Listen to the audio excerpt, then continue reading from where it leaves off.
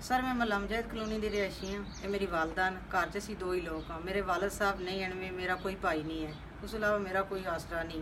वो बंदा इमरान ना उनका मानी आखदे न, डोगा त्याल दा रिहायशी है। मेरे घर दे विच ईद के दूसरे दिन 23 अगस्त नूं मेरे घर दाखिल होया। मेरी वालदा दे ने कातलाना हमले कीते। ਉਹਦੇ ਵਿੱਚ ਉਸਨੇ ਉਹਨਾਂ ਦਾ ਗਲਾ ਦਬਾਇਆ, ਛੁਰੀਆਂ ਮਾਰੀਆਂ ਨੇ ਇਹਨਾਂ ਨੂੰ, ਹਰ ਤਰੀਕੇ ਇਹਨਾਂ ਨੂੰ ਜ਼ਦੋਕੋਬ ਕੀਤਾ। ਇਹਨਾਂ ਦੇ ਪੇਟ ਤੇ ਸੀਨੇ ਤੇ ਉਹਨੇ ਮੁੱਕੇ ਮਾਰੇ ਨੇ, ਠੁੱਡੇ ਮਾਰੇ ਨੇ ਔਰ ਇਹਨਾਂ ਤੇ ਕਾਫੀ ਹੱਦ ਤੱਕ ਉਹਨੇ ਤਸ਼ੱਦਦ ਕੀਤਾ, ਜਿਹਦੇ ਵਿੱਚ ਇਹਨਾਂ ਦੇ ਕੱਪੜੇ ਜਿਹੜੇ ਨਾ ਉਹ ਔਰ ਇਹਨਾਂ ਦਾ ਸਾਰਾ ਜਿਸਮ ਜ਼ਖਮੀ ਹੈ, ਖੂਨ 'ਚ ਲੱਤ-ਪੱਤ ਸਨੇ। ਉਹ ਬੰਦਾ ਜਿਹੜਾ ਉਹ ਚਾਹ ਰਿਹਾ ਸੀ ਕਿ ਉਹ ਇਸ ਘਰ ਦੇ ਵਿੱਚ ਰਿਹਾਇਸ਼ ਇਖਤਿਆਰ ਕਰ ਲਿਓ, ਮੇਰੇ ਨਾਲ ਸ਼ਾਦੀ ਕਰਨਾ ਚਾਹੁੰਦਾ ਸੀ ਔਰ ਜ਼ਬਰਦਸਤੀ ਰਿਸ਼ਤਾ ਜੋੜਨ ਦੀ ਕੋਸ਼ਿਸ਼ ਵਿੱਚ ਉਸਨੇ ਸਾਡੇ ਤੇ ਇਹ ਜ਼ੁਲਮ ਕੀਤਾ।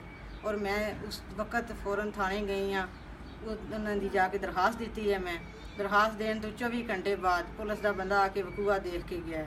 ਉਸ ਤੋਂ ਬਾਅਦ ਮੈਂ ਬਾਹਰ ਚੱਕਰ ਲਾਏ ਨੇ, ਰਿਪੋਰਟ ਵੀ ਜਿਹੜੀ ਮੈਡੀਕਲ ਹੈ ਉਹਨਾਂ ਨੂੰ ਦਿੱਤੀ ਹੈ, ਲੇਕਿਨ ਅਜੇ ਤੱਕ ਮੇਰੀ ਕੋਈ ਸੁਣਵਾਈ ਨਹੀਂ ਹੋ ਰਹੀ।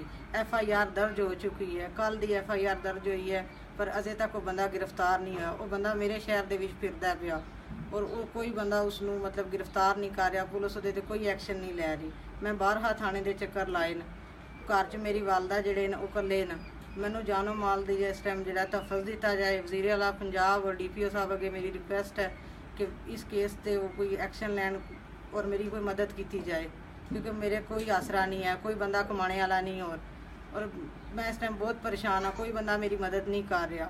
मैं पुलिस को जानी हाँ, वो कहते कि ठीक है तुसीं घर चले जाओ, असीं उन्होंने गिरफ्तार कर लैने हाँ, लेकिन अजे तक अज 3-4 दिन हो गए, कोई गिरफ्तारी नहीं हुई, कोई तफ्तीश नहीं हो रही।